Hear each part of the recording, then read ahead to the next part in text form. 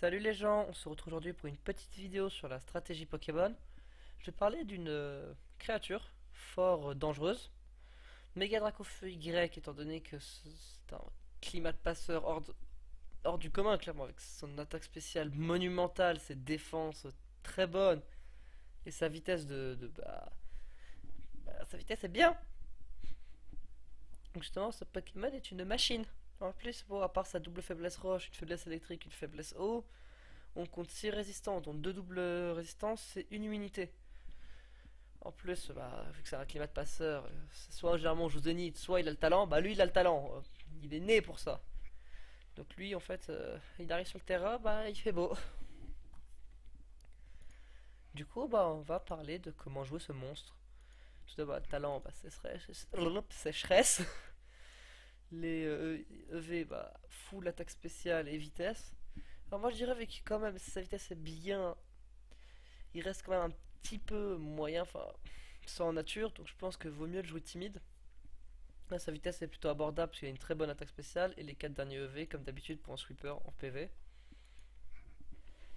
Après bon c'est pas tous les sweepers qui sont comme ça, je parlerai des 4 Pokémon distorsion prochainement dans une vidéo. Mais là on parle de sweeper rapide bourrin, en plus c'est une bête surtout en VGC parce qu'en fait encore en Smogon il a le piège de roc qui est très gênant, qui lui vire la moitié de ses points de vie. Aussi vous avez un mentali pour préparer le T1 avant de façon à ce qu'avec votre talent Dreamward de miroir magique vous renvoyez les PDR.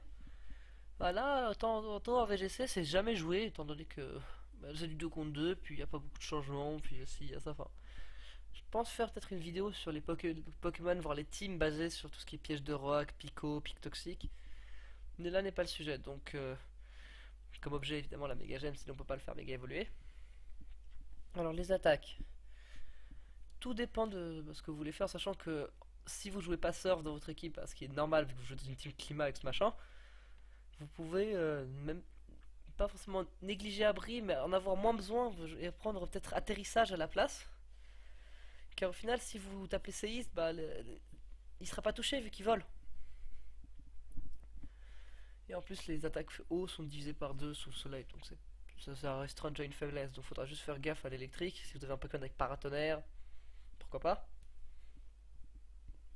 Et la roche, éboulement qui est très fréquent, donc à la rigueur si vous prenez abri ça serait pour anticiper un éboulement. Mais atterrissage permet aussi de se remettre bien et de repartir de plus belle, donc c'est vraiment un pur choix. Concernant les attaques, alors moi ce que je propose c'est lance-flamme comme stab principal, ou que tel lance-flamme.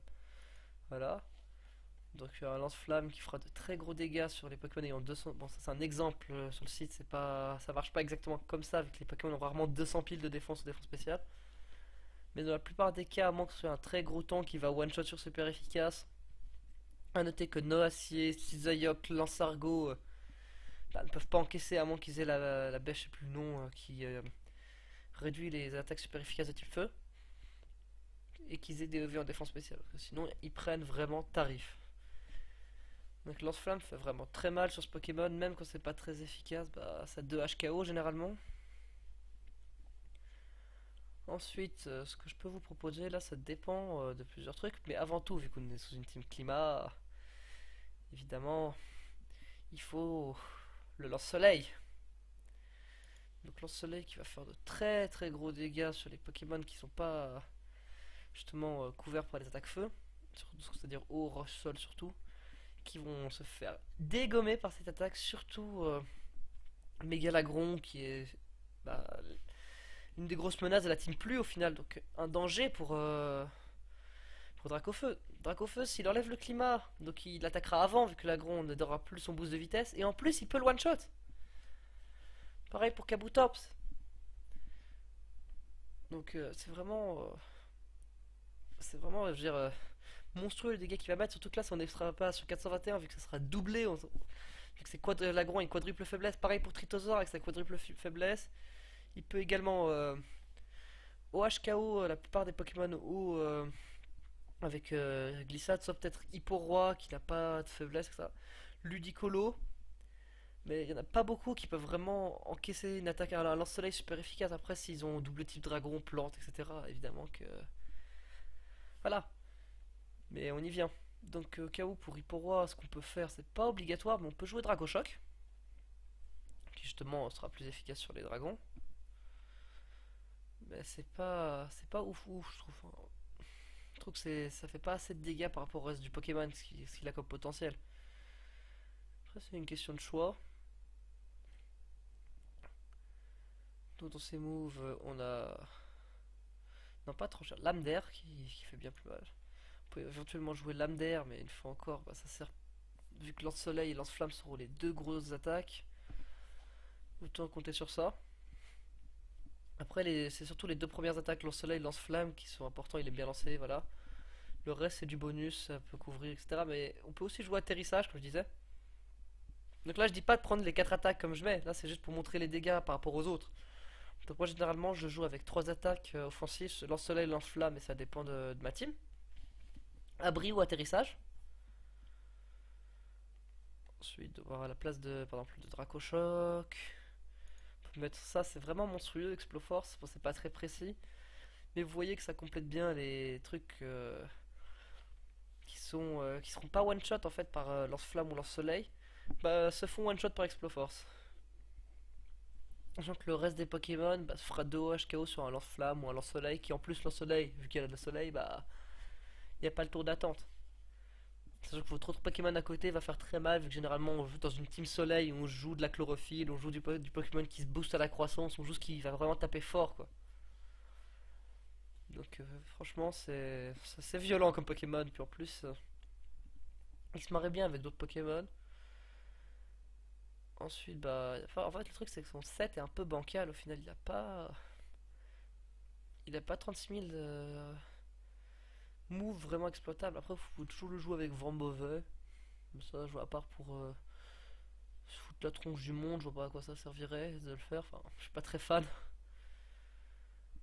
Et puis ma foi, c'est tout. Je veux dire, lance-flamme, lance-soleil. Ensuite, un move Exploforce ou lame d'air. Lame d'air a beau être un stabé, elle est pas impérative, disons. Puis Exploforce, bah, c'est le défaut, quoi, manque de précision. Sinon, vous pouvez aussi le jouer avec Canicule à la place de lance-flamme. Manque un peu de précision, mais si votre Pokémon à côté est abri pour pas se la prendre aussi, vous pouvez faire de gros dégâts aux deux Pokémon en face, plus les dégâts du soleil, ce qui est intéressant. Sinon, il n'y a pas grand chose. Donc malheureusement, en fait, le vrai défaut de la version Y, moi je préfère la version X, même si elle est moins jouée, parce qu'en fait, il est plus axé sur le physique, donc il y a vraiment plus de choix. Donc, tiens, ma prochaine vidéo, ça sera sûrement sur Dracofeu X. Enfin bref. Du coup, c'est vraiment bancal niveau du move pool offensif spécial, malgré les statistiques qui sont là, quoi. Donc c'est assez restreint et assez facile à anticiper. Mais ça reste quand même une machine à tuer une fois que bah, il est placé, quoi. Donc j'espère que cette petite vidéo vous aura plu. On se retrouve à la prochaine pour une petite vidéo sur Dracofeu X. N'hésitez pas à partager la vidéo, à faire péter les pouces bleus, à commenter. À ce qui paraît en plus, on gagne plus de combats Pokémon quand on s'abonne à ma chaîne. Si, je vous assure. Ciao ciao tout le monde.